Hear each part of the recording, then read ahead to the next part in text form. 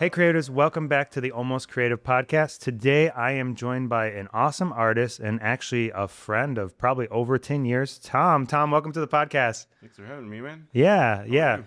I'm doing good. How are you? Good, good. Awesome, awesome. So, Tom, I'll let you just kind of introduce yourself. Tell everyone who you are. Sure. Yeah, my name's Tom Cirillo. I have been a basically a graphic designer since probably 2010, and I've freelanced, but also work full time. Um, I am a vocalist. And I just kind of chase creativity in kind of like my everyday life, and Yeah. it's being a designer has kind of just been the way I like the lens that I look through. Yeah. Anyways. No, you're good. You know what's interesting? I was trying to kind of think back. I can't really remember like when we first met. I don't know if it was like maybe college ministry. I know we also served in like a student ministry together, but I think I might have known of you at least like in college ministry, but I had actually associated you always with the music side of I guess your artistic skills, you know? So I always I was like, oh yeah, he's like that metal guy with the gauges. So Nice. so that's how I kind of knew you. But which one actually came first? Was it the music talent or the like design talent?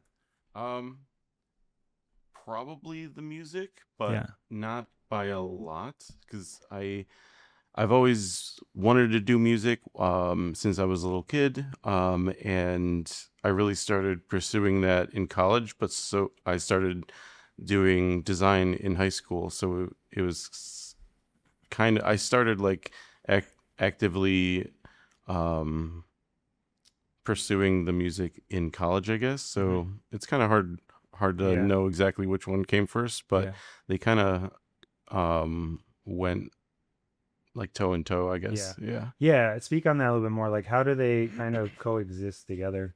Yeah. I think what was cool in high school was so I went to Hoffman High School, and they had a really good art program. So I got to take as many of those art classes as I could. And then junior, senior year is when I think I was able to get into like the digital media.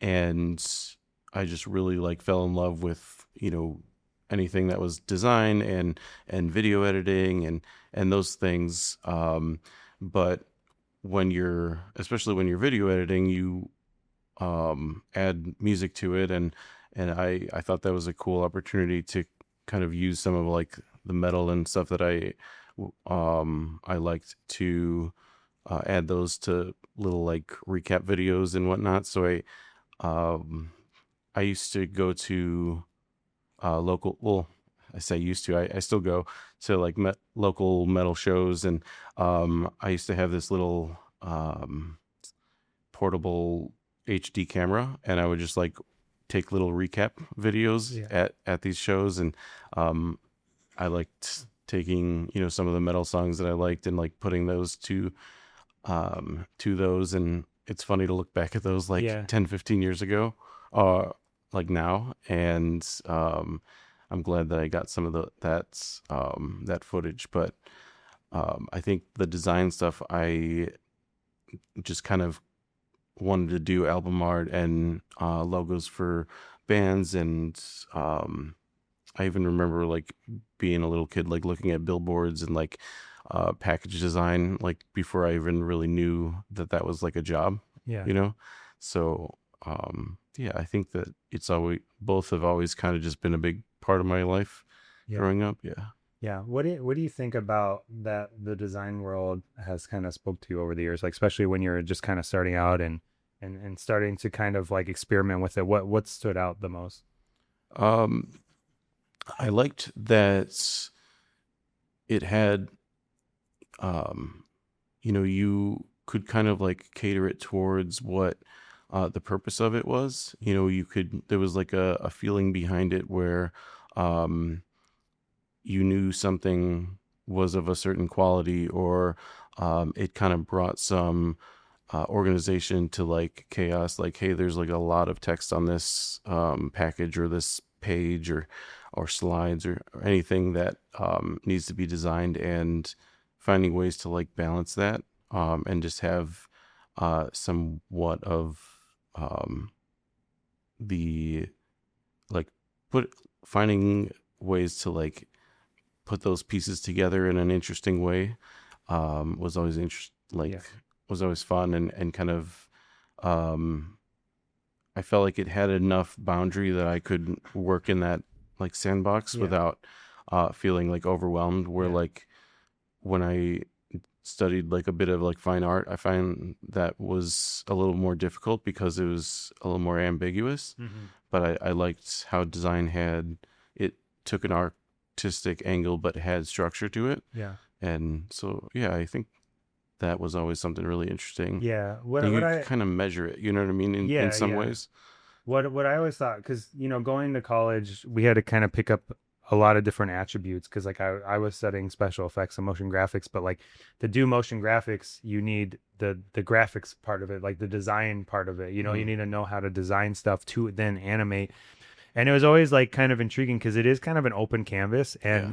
and that's also why sometimes you find really bad art because Sure. it's an open canvas. Anyone can do anything, but it also allows for so much flexibility. Where exactly what you mean, what you're talking about, like when I went to school, we didn't really have a lot of like graphic design type programs or Okay. like computer art type programs, but we did have traditional art, and I would try to do as much traditional art as I could, but it never like 100% clicked. Like I always thought it was fun, but it almost felt too restrictive, you Mm. know what I mean? Because Yeah. like it was there was no like control Z, there was no Sure. like undo really, like so it's like you're kind of committed to something or you're going to have to adapt around it. Whereas I always Yeah. loved like graphic art where you have a blank canvas, you can start plugging things in, and then if like you don't like it, you can delete it or remove it, which was Yeah. great. I think that's I totally agree because in college I had um they had a nice way to progress you where like you have to start in fine art Yeah. and to understand that stuff. But then once I was able to like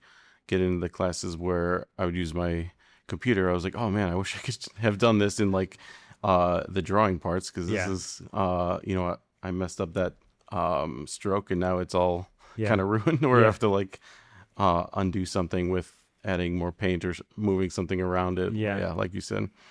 Um, yeah, I think it's interesting when um, I think even the graphic design part can get overwhelming Mhm. in kind of the same way that you said the art can. But what's nice is starting from nothing, like with no like idea of where to go, is really hard. But when you have like clients and they have things that they need, or Yeah. they have like, hey, I need it to look like, a lot of times, clients don't always have like the most clear picture of what they want it to look like, Right. but some do. But I think asking and like finding out what parameters like they need Yeah. actually help me like determine what actually goes on Yeah. the canvas, if you will. Yeah, I think that's what I've always loved about kind of like the business to business side of doing this. Like, I mean, like I would probably do this as a hobby, but like I feel like I'm a little more fueled to do it having clients because they kind of have a concept and then Hmm. you're essentially helping them realize this concept, Yeah, which is always a really cool thing. I feel like I don't always have like a concept. Like I'm just like I don't like have like a free night and I'm like I'm gonna sit down and just create something, like that just totally. doesn't happen as much anymore. So I love like having a client come to me and they're like, I want this, and they don't really know how to quite explain it, but you're able to take the information you can get from them and then create something that like surpasses what their expectation was. Yeah, 100% same thing with me. And I'm kind of just like, it's actually kind of hard to design stuff for myself, or Yeah. like something that I want to do, for art's sake. And but yeah, I love when there's an interesting client, like and I'm working with a theater in Michigan right now that um they have an idea of what they wanted, and just like by going with that back and forth and like Mhm. showing some early concepts and asking more questions, it really takes out like they it's fun when they may see where you're getting kind of close, and then Yeah. they get excited about like, oh, this is kind of the angle. And the one guy got really excited about, oh, this is uh kind of my vision and Yeah. like this style. And so it's fun when you can kind of unlock that for people, like, Yeah. and because it's probably like us, it's hard to just articulate what we want. And I have found by working with other creatives to like um to get something that I need, from them, like freelance, like hiring freelancers, that I'm like, wow, actually asking people what I need is actually kind of difficult, and I can kind of appreciate that. So uh I'm leaning more into uh how can I help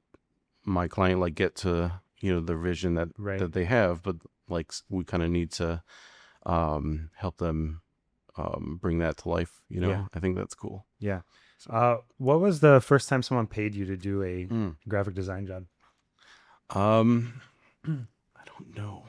It's probably someone probably had me do like a little flyer for their like lawn mowing service, like when I Yeah, was yeah. like younger, that I did on like Corel Draw or something like Right, that. right. But I want to say that like the first like real client that I took on, and I'm still working with him, is his name's Gary. He owns a Thai restaurant in Elk Grove called Yeah. Happy Elephant. Yeah. And I feel like I remember that being really the first real client that I had, and like worked with him, and we've kind of grown together of how menus work, and like the um science behind it even, Yeah. and like what does his restaurant want to look like, and how do we go from like keep the mom and pop feel, but then elevate it to match the quality of his food. And Yeah. we kind of go back and forth of like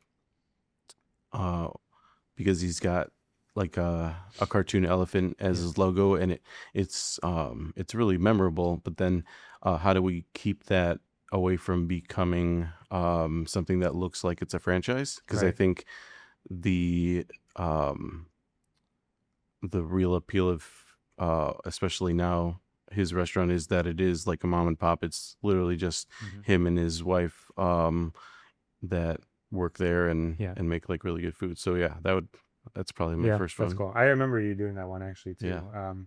And then so I would say like the majority of the time I've known you, Mm-hmm. I know you've done freelance and you've always kind of done freelance, but you've always kind of had like a consistent job too. Yeah. So what was kind of the decision behind like, okay, I would like to work somewhere as Yeah. well doing this? I think I I found it hard to really focus on the projects that I wanted to do without the stability, Mhm. because I was taking, whatever someone would throw at me, Yeah. and then, but having I guess the stability in like a full-time job Mhm. is not only, I think, grew my ability to like work with clients, but work with Yeah. people, but um, there's also a lot of opportunity to work with other creatives. And I found that is like just been really beneficial, and finding like all those like little minutia of like, Yeah. oh, sending something to print, I kind of needed someone to like help me work that out. And Yeah. having like a full-time job, you kind of get into the nitty-gritty of being a designer. And I think allowing uh having that be kind of my main income Mhm. has let me do my passion projects, Yeah. and then if those kind of increase my income, that's great. But then like I'm able to fund those, like my music, which is uh hard pressed to make money, Yeah. especially in metal, or like I can do smaller big projects on the side. And it doesn't really I don't have to like have the stress of like, oh, am I going to be able to pay my bills this week? Right, right. As I'm building the freelance, maybe in the future being full-time freelance will be like the dream, but it's always been nice to have the full-time job and then just freelance on the side. Yeah. I think there's just been like um, it's kind of grounded me, I guess, a little bit. Yeah. So, Yeah. No, I think it's cool. And I think people don't even realize really that's an option, or they think like Maybe it's like all or nothing, I Yeah, it's guess. kind of all or nothing. Or like, oh, if I'm going to work for someone, it has to be a studio. So Mm, it's like I'm going to go work for this studio that needs me to do graphic design. But there's so many companies or nonprofits or organizations, and especially churches, because I know you've been in that world a lot, mm, that like they hire that actual role. So yeah. like you're the lead creative, lead media, lead graphic designer, whatever it is. And Hmm. I'm sure there's other things you have to do in your day to day, but I'm Sure. sure what's kind of cool about working for someone is most of the time you're probably doing the craft, right? Totally. Yeah. Yeah. And, some of my favorite projects and like I feel like Mm. some of my best work has been as a full-time employee. Yeah. And there, there's certainly like days where you have to do stuff, especially as like a junior designer, like that's not like fun, but Yeah. like I think it's with any job. And um but yeah, being able to work at like a church or like the theater or anything, there's so much like flexibility in what I get to work on. Yeah. And I don't feel like it's still like fulfilling, Yeah. as and maybe um it's it's got an extra bit of that working in Yeah. like a nonprofit or a church, because they're it's for like a good cause or Yeah. for God. And but I feel like I'm always like learning new things, even if I'm the only Yeah. like designer on staff, which has happened and is kind of the case right now. Yeah. um but yeah, I think you have these opportunities to do um all these different projects. Mm. And I think we had talked a little bit yesterday where like when I've worked at bigger companies, I Yeah. think I haven't worked at a ton of like large companies and or really even a design studio. Yeah. So I don't 100% have a vantage point from that, but I know when I was a contractor at McDonald's and a couple other places that were corporate jobs, Yeah. my job scope got narrower or more narrow because there were so many other creatives to do it. Mm-hmm. And I've found like when I've worked on smaller teams, even at somewhat big companies, um, where like a 7 campus church, and I was still like one of maybe two designers, like that allowed me to have so much my hands in like so many different projects, whether it was like design, web, print, video, social media. And I always think that's so fun because Yeah. um, it's not limiting. Yeah. It's all kind of like working with one client basically. Yeah. But at churches, there's so many different ministries that it almost Yeah. feels like you kind of have to work with the umbrella brand, but Yeah. then like there's so many different things.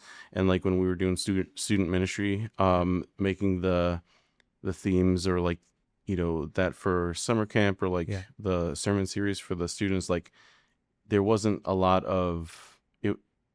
I could kind of try a new trend or like Yeah. it you could always like I could always like push myself to something that I maybe wouldn't do otherwise. So Yeah. yeah, I think that um there's definitely like some restrictions, but I think there's a lot of Yeah. freedom in working in like somewhat smaller companies even. Yeah. Yeah. Cause you hear something like McDonald's and it's like a resume builder, but Right. it doesn't mean it's going to be the most creative freedom. I have a friend, he was doing a lot of media work for like nonprofits and he had gotten in on this like really large nonprofit, but he was miserable Mm. because like there was so much red tape and just like Yeah. so much expectation out of him. So then he went back to like the smaller ones, like parks and stuff, Oh, sure. and it's like, and the pay was a little less, but it really wasn't much of a difference when you really factored in how much time like they were pulling away from him like outside of the 9 to 5 too, Yeah. like because you don't think about that too. Like sometimes there's extra stress that comes with working with a larger company where Hmm. they need things maybe faster or like there's not as much boundary, whereas like I feel like when you are sometimes at a smaller place, like there's a little more boundary and you're almost kind of defining what your role is because they Yeah. might not even know, like Right. I feel like especially like within churches or nonprofits, like they're always told they need to do more video. So Mhm. like all right, just hire a video person, but then they don't have anything for the video person to do. They're just like, all right, you're the video person, figure out some things that we need, you know? And so, so if you're the kind of person who has like, can come up with ideas, it can actually become like a very fulfilling role, and they'll see it as a fulfilling person to have on staff because you're coming up with the ideas, and it's not like you're waiting around for like, what's the next job to do. So Yeah. And I think um I think being able to like have ideas and lean into that like ideation part of my role is something that I've always enjoyed, where um and where I'm at now, in my previous church role, like we had some really great like creative leaders that kind of helped what's it called, facilitate that. And I'm trying to learn of how to do that in like meeting in excuse me in meetings, and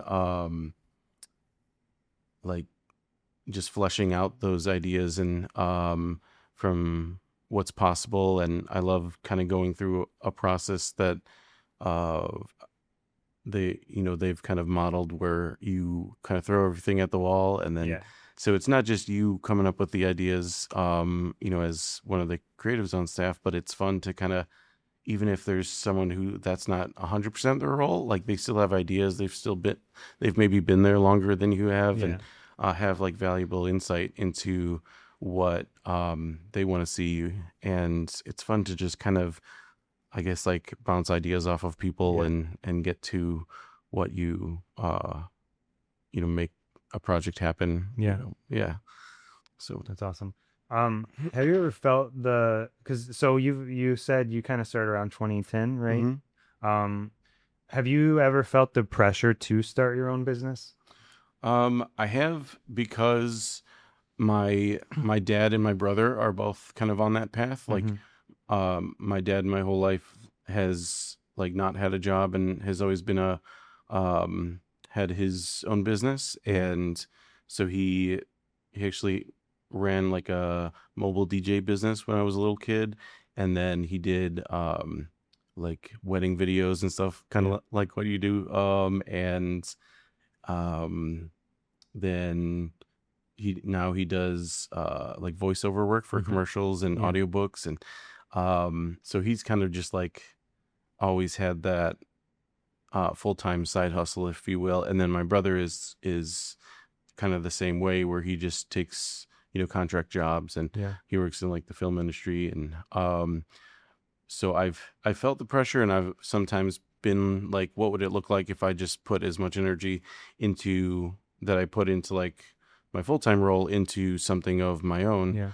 And I I don't know that I've felt strong enough about it to like pull a trigger, Yeah. and just do that. But I do sort of have like my own business, where it's, Yeah. an LLC under my name, and Yeah. I freelance under that. So I think it's something that in the long run I might want to do. Yeah. But yeah. And then there's always been extra things that I've been doing on the side. Yeah. Like me and Elle have been doing like the Game Changers thing for Yeah. a long time. So like I've always had like a small business, Yeah. but going like full time small business as a creative, Yeah. I feel like I've felt the pressure, but then Yeah. also been like okay with not doing that, I guess. Yeah. Yeah. Especially with like um anyways, yeah, I Yeah. think. Um, I think what can happen too is like creatives, like especially starting out, they kind of glorify like the whole idea of owning a business. Like, oh, this is my own thing. Like I'm gonna be out on my own and everything. And then what they come to realize is like you spend very little time doing the actual like Mm, thing a lot of times, like whatever that craft was, and then you start becoming like a business owner. And for some, they might thrive in that. Like as I've kind of grown older, I actually really like the project management side of things. Like sure. I would almost rather not touch and edit, but I'm Okay. giving my feedback, like just because I know how much time goes into like a video edit. And it's Mm-hmm. like, I don't want to necessarily be the one sitting in front of the computer all day doing that, but I would like to help see it finish. Like almost That like makes sense. there's like I don't know if I got the percentage right, but I think it's like 80/20 rule of like, Okay. if you can hand over like 80% of the work, but you can still do your 20%, like it still will have like your touch on it. Hmm. Um, and 80/20 is better than like 100% yourself, Yeah. because it's like the freedom that opens up. But that's not for everyone. Like some people don't have that drive, I think, either to do a creative business. And there's nothing wrong with that. It's just like, hey, try to find an outlet then where you can plug in and like they can basically feed you. Yeah. And then what's cool, like you were kind of talking about, is it's freed you up in ways that I probably am not freed up, because when I do have free time, like if I'm not spending it with like family or like another kind of hobby or something, I'm thinking about the business. Like I Sure. never really want to start any side hustles, because like I'm already doing a hustle and that kind of consumes most of my time. And if I do have this extra bit of time, I want to grow that hustle more. Whereas like for you, like, you're wanting to help the company you're working for thrive, Hmm. but I'm sure like there's more of like a shut off you could probably do than I can. Yeah, So that like makes when sense. you're done for the day, you could start pursuing something like game changers or Sure. being in a band, whereas like it's hard for me to shut that stuff off. So That makes a lot of sense. I think I've met some people that have a really good boundary for themselves where yeah, like I'm gonna work till 6 and that's it. yeah, And I'm impressed by that because but I totally see that because when I do have freelance or, yeah, I just kind of, I come home and then I switch over to doing my freelance stuff, but in a lot of ways it feels like the same thing. You know what I yeah, mean? So like I could see how that can be a little bit like all consuming. yeah, And there's been seasons like with having a full time job that, as a salary employee, you might end up working more hours and like have less of a shut off, yeah, depending on the company and your work scope. But I could totally see that being kind of the thing maybe people don't really realize is like someone's not sending invoices for you, like yeah, someone's not budgeting yeah, things for you, and all of that kind of leans on you. And if you are big enough to like have employees, like you have to make sure they're paid and right, everything. So yeah, I think that like you said is probably something um that people may not expect. yeah, One of my buddies owns um like a really cool production company and that I knew from High Point, and he has kind of like talked about that like at length yeah, where he kind of started, oh, I really love doing the thing, but yeah, then like wow, now I'm doing very little of the thing. And um he's kind of like you where he's enjoyed that. And um but yeah, there's kind of that trade-off. and yeah, and it's nice having the full-time job where like I know I'm getting my paycheck, and if there's something that I need, like there's people that go like and help me get it, and yeah, I can even lean on my coworkers to like yeah, help me like get projects to the finish point. And yeah. yeah, so That's awesome. it's kind of, I'm sure there's like ups and downs on both Yeah. sides. Yeah, I know you kind of vaguely touched on a few, but what are some of like the side hustles you've been able to do in this time of having, a stable work?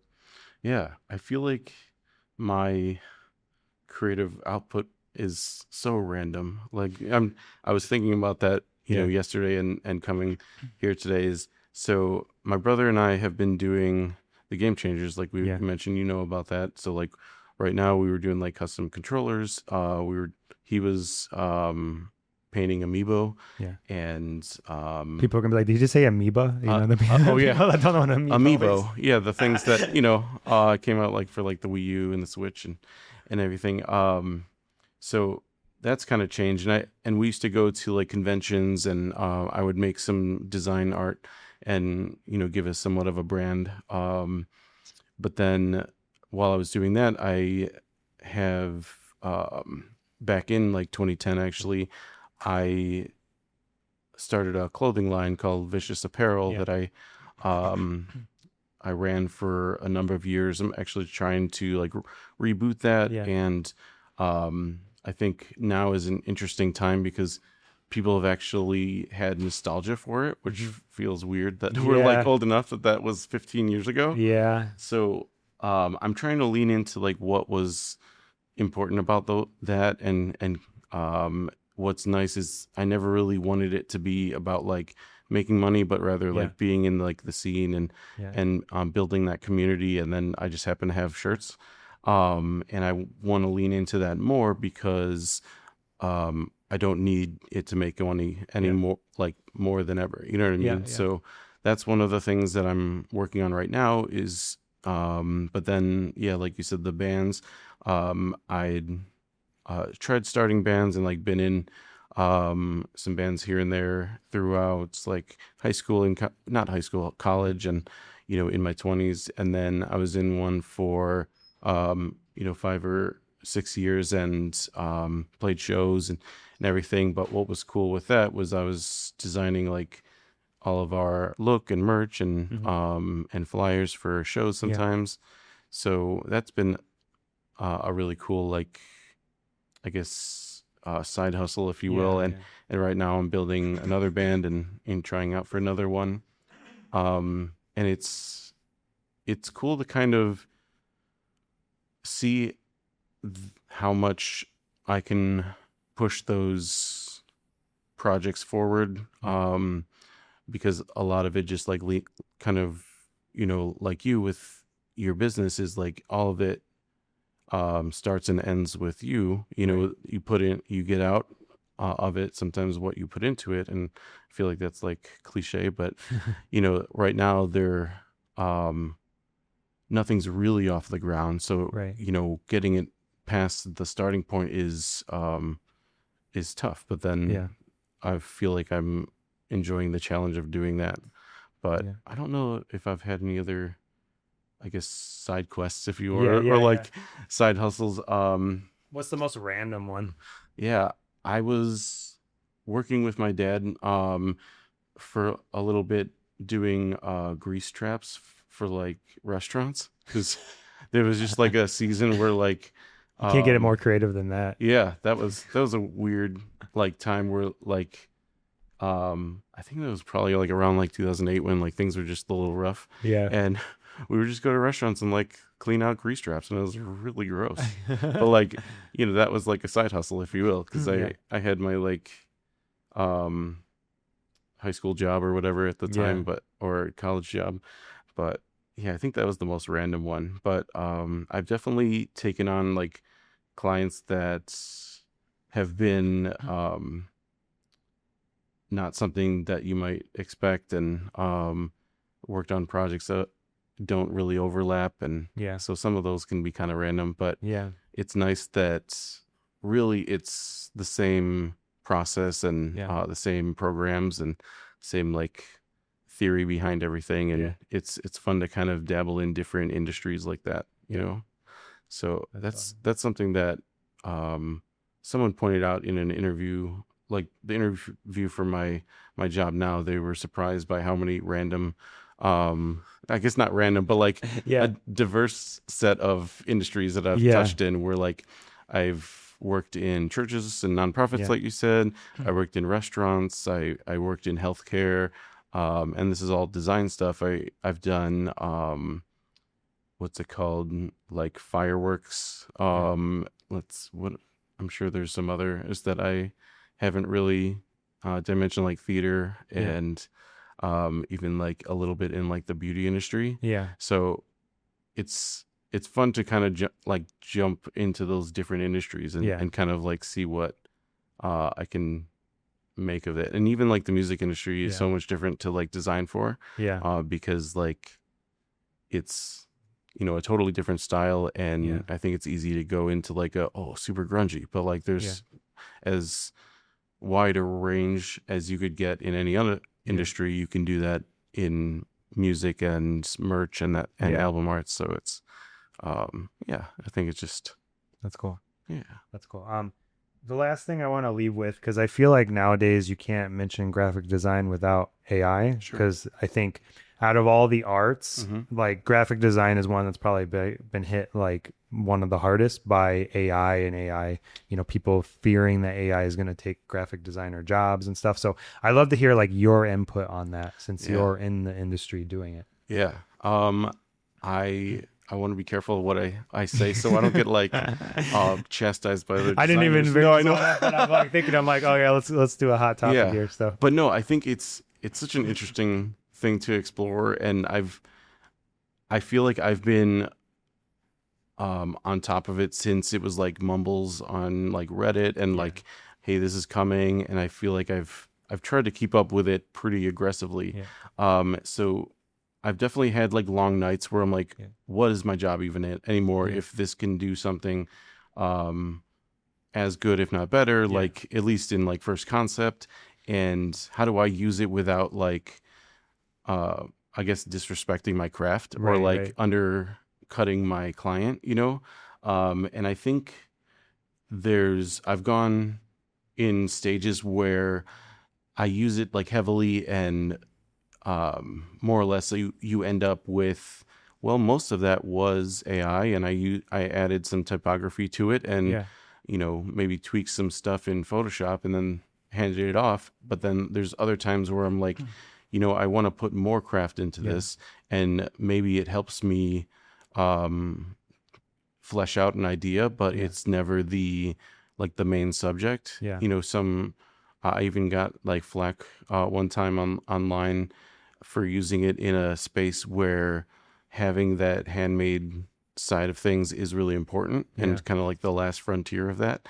yeah, And so I'm learning both of like what's uh, what's possible, but yeah, also like what's acceptable, yeah, because I think it's important to not get too like lean too heavily on it, because then I can get lazy, or I yeah, can um like lose you know my usefulness, like yeah, if it just like turned off tomorrow or something, like yeah, am I still like a good designer with or without right, it? And so I think that there is a little bit of like that responsibility in it. yeah, It's starting to sound a little bit like Spider-Man. But I've used it in ways that like maybe it's part of a background, or maybe it's the whole look, and then I take pieces of it, or but I think there is definitely um a point where, yeah, it can replace a lot of what I do, and I've used it more so to plow through a bunch of stuff that is monotonous. It's right, like right, made me more efficient and like increase my output without, and I've tried really hard to not sacrifice like the quality of work and like the integrity of it, yeah, I guess. I think that's really important, especially like as I'm reading comments and like yeah, seeing what the discussion is online, is just like having that integrity in your work. But I've definitely had long nights where I'm like worried that I'm not going to have a job like yeah, in 3 months and yeah, next week, yeah, and because someone's going to realize that they can do a lot with ChatGPT yeah, um or any AI thing. But I think the win in all of that is still having um like my decade plus of experience in design and mhm, just like taste, and being able to know when it's wrong, yeah, because I think you've probably run into this too, where like it'll give you an output, yeah, you may have given it a really specific prompt, yeah, and you try really hard to like be clear on what you want, and then it still does it wrong, or it's right, like not ev- even if it's well informed, like it still just kind of spits out some slop, yeah, yeah, yeah, and you just having the um I guess the discernment to know when like that's not like, yeah, even whether it's design or like text too, I've had it help me with some strategy and organization, and yeah, I think a lot of the it's kind of boosted my ability to um have more of the admin work done, like, yeah, and inform what I'm doing, so that I don't have to do as much of that. right, But I can definitely tell when it's wrong. yeah, It puts out something like, well, that feels like well articulated, yeah, that feels like there is some thought behind it, yeah, but like I don't like this, like this angle of it. It right, doesn't right, sound right, or it doesn't look right, and you didn't really get what I asked you to do, and right, so Do you ever like give it like some sass? Like you're like, what part of that was unclear? Because I'm pretty sure I typed that out very specifically. Yeah, I mean, even just yesterday, I was using it to build out a plan for a trip, and I was like, okay, go ahead and just kind of lay this all out in a clean, like Notion template for me, and it got like days wrong, like because we're going to a wedding, like, and I specifically said, you know, the rehearsal's on Friday, wedding's on Saturday. Here's like a dump of all the information. It put like the wedding was on like Thursday and the rehearsal's on like Saturday, and like it's crazy like how like simple things like, and some people like put all their trust in it, and it's like it's not there yet. That's what I was gonna say. You always have to proofread it, and you have to have like a direction and a voice for it. But what I think is interesting with the AI thing is you do have like I hear some designers or videographers, photographers who are very anti-AI. But the thing is like everything is AI now in a way. So like you can't really avoid it. Like using Photoshop now, you're technically using AI. Totally. Now it's probably the same stuff they've always had in there in some ways, but now they're calling it AI. So technically, you know, you are using AI. And like you were saying, for the most part, where I've seen it be handy is it does things that like we used to have to like maybe pay like someone to do that didn't even want to do it in the first place, like rotoscoping, like that's become easier like in video, like because it can figure that stuff out for you. Or even like how I've used it a few times, like I had a conference and this is the first time I tried it out. I really wanted a time lapse of the building, but it was just like a bland day. Like there was no time lapse and I wasn't going to stay there like all day. So I got a really nice shot of the building and I asked it to make a time lapse. And it didn't do it, like, it didn't look right at all. It looked like totally fake. So then I gave it a more detailed prompt. I'm like, hey, this was shot in Schaumburg, Illinois. The sun would have been setting from this direction. Wow. It was this time of day. I wanted the time lapse to go from like 4 o'clock to 7 o'clock during the month of April. And it worked. Wow. And it looked like I shot that time lapse. And that's amazing. So it still takes that, like, what I think is kind of encouraging about it, and maybe this will change in like 2 months, but like it still takes like the director directing it. So like you having those years of design experience is going to set you still ahead of someone who doesn't have any of that and they're just using AI for the first time and have no graphic design skills. So. Totally. And I've also been like encouraged by that because you know, I think once it started like putting out so much stuff, I was like, man, is this, it is kind of a bummer that this is so aggressively like able to do what we do. But yeah, even like in Photoshop, like the AI parts of it, like I used to be really good at editing like backgrounds and like photos where like something was damaged or like I remember this one time where they took this like cast photo, but then the background curtain wasn't like ironed, like it wasn't finished, and it looked really bad. So they were like, if you can't do anything, it's fine. And like it would have taken me like hours to do that or pay someone to do that like you said didn't want to do that. You know, there's all these wrinkles and you know so I was able to like select the whole thing and then use the I forget what you call it. It's the generative prompt in Photoshop and write like 2 sentences and push enter, and it did it for me. I'm like, awesome. But also, I think like the win in that is that you really get to not do a lot of the stuff that you didn't want to do in the first place. So it's such an interesting time. You know, I don't know that we could have imagined this would happen when we were starting. Yeah, definitely not. I mean, and I guess like when we were coming in, it was kind of this divide of like the analog versus digital, you know, and there was kind of some of that tension I remember like coming into the industry, because specifically in weddings, like the way people were doing weddings were so like old school when I came in, you know, and some people were still shooting on tape and stuff like that. And I mean, this is like 2011, so it's really not that long ago, but you were still seeing some of that, you know, whereas like there's kind of like this fresh, you know, eye on it of like, okay, I'm going to embrace the digital, but like you're still kind of coming with like the tactical side of it too. And then you see that happen too, where like now, like in weddings, like with photography, like I feel like every other photographer I work with has a film camera on them. They're not shooting the whole day in film, but they'll do some shots in film. And there's just something, I don't know if it's nostalgia or like what it is, but people like like that aesthetic of Yeah. like, hey, I'm getting a print that's film with my digitals. So there's always kind of like a place for that more like tactical work. Now, I don't think anyone's going to go back to like rotoscoping and Sure. stuff, but like there is like some things where people, and I think as like the years go on, people will have more of an eye for like, oh, this is AI, this is not AI, That and they're makes gonna sense. like maybe have a desire like I want like or something made that's like real and Yeah. not used with AI, you know? So Yeah. I appreciate that people are doing that in that yeah, angle, and kind of in the design world. I'm yeah, finding that um, there is this push and like larger appreciation yeah, for things that aren't AI, yeah, and like um, I've been listening to podcasts and yeah, watching design or like industry experts yeah, talk about how um,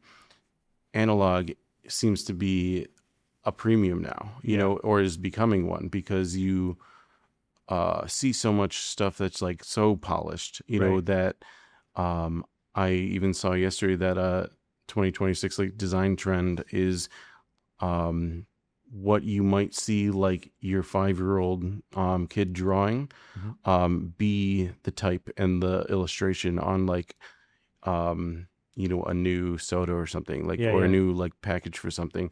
And it's there was a, I don't remember the time frame, but there was an anti-design um, push in at some point. yeah, I yeah, forget my art history, but it was because design had gotten so like structured and minimal and like uncreative that um, designers as artists like pushed it and like rebelled against the like yeah, the such a fine design system yeah. structure, and like it seems like that's kind of happening again. Where like, are you finding where people really appreciate when something's done the old school way? And Yeah.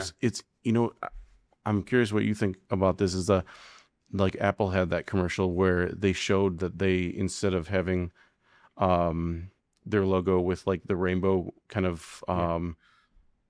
clear like plastic panels Right, going, right. like they showed that they made that. And Yeah. it's so interesting that Apple of all like companies did that. You know what I Yeah. mean? I would have thought that they'd be the ones pushing AI the hardest, or Yeah. like I don't know, do you have any like thoughts on? Yeah, I think well, and my feed too, like it's a lot of like um I've been getting more and more of like parents bragging about using like tube TVs and like VHS tapes and stuff like Oh, for their kids fun. and stuff. And there's something about like there's been this like interesting shift, and I don't know if it's like because of our generation being parents and they're trying to like relive the 90s through their Sure. kids or something.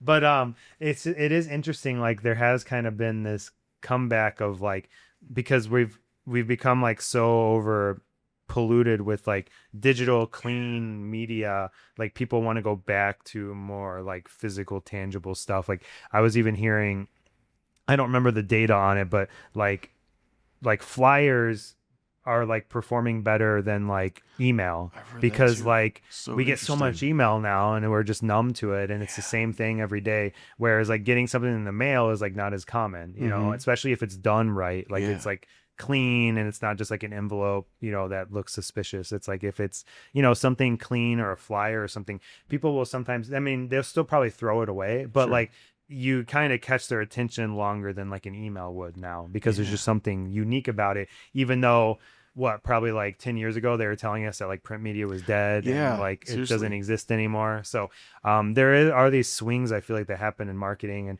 I think the same will happen with AI. Like I was kind of mentioning, like I think as people become more wise of like what it looks like, what it sounds Mm-hmm. like they're gonna crave like real content. I think that's too like why I feel pretty comfortable in video production, because a lot of what we do is like brand films and Okay. testimonials, and like it requires real people. Like Yeah. I mean, you could have an AI person giving a testimonial for this company, but like that's probably going to be illegal at some point or something. Like there's got to Yeah. be some That way makes to like sense. they got to like stop that stuff in some way.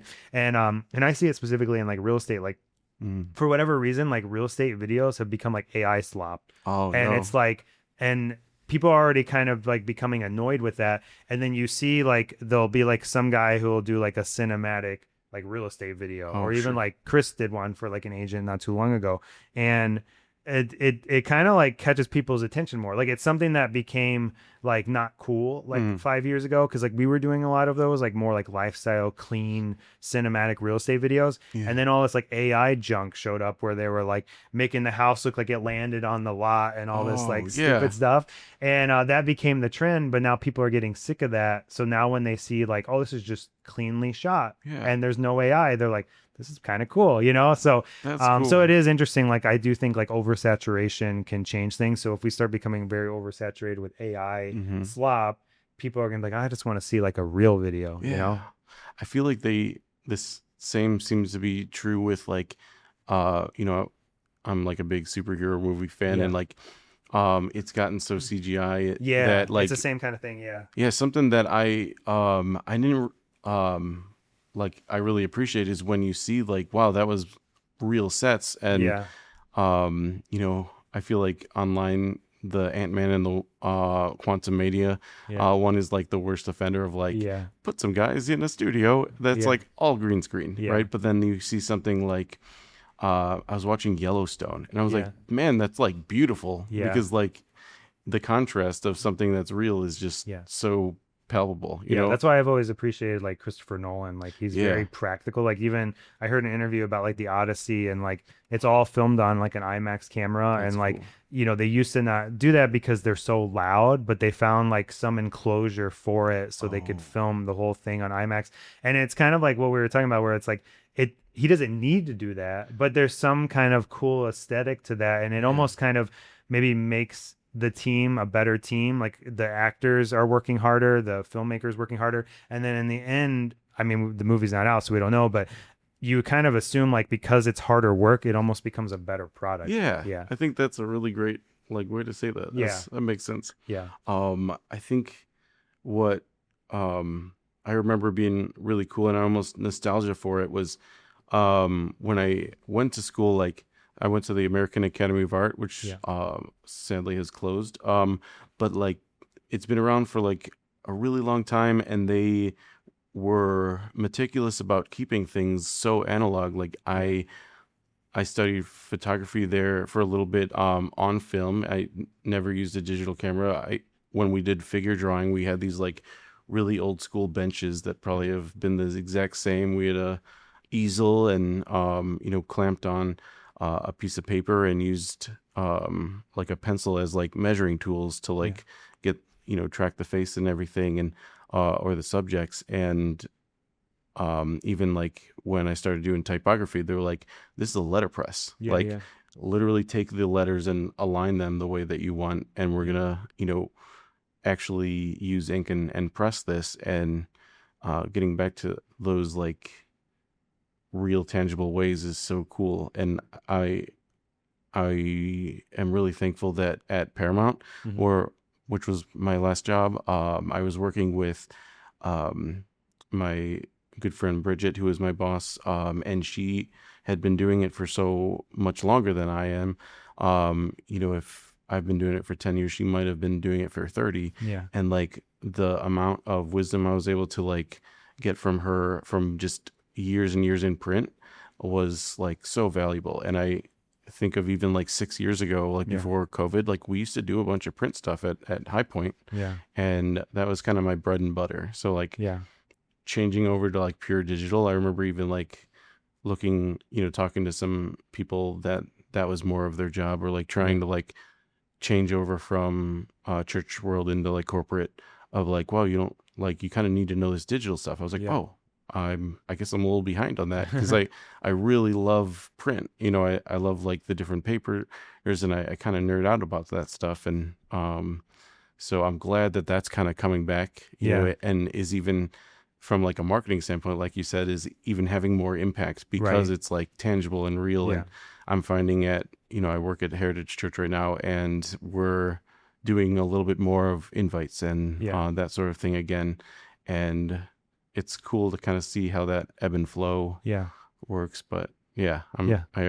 I'm glad that people are kind of wanting to do those like old school things that, Yeah. you know, it just makes me happy, because I'm nostalgic for it now, and Yeah. it's weird, like you mentioned, kids rediscovering like the 90s things. Yeah, Like, yeah. like it's been long enough that when we were kids, how like the 70s and 80s were like Yeah. the trendy thing, Yeah.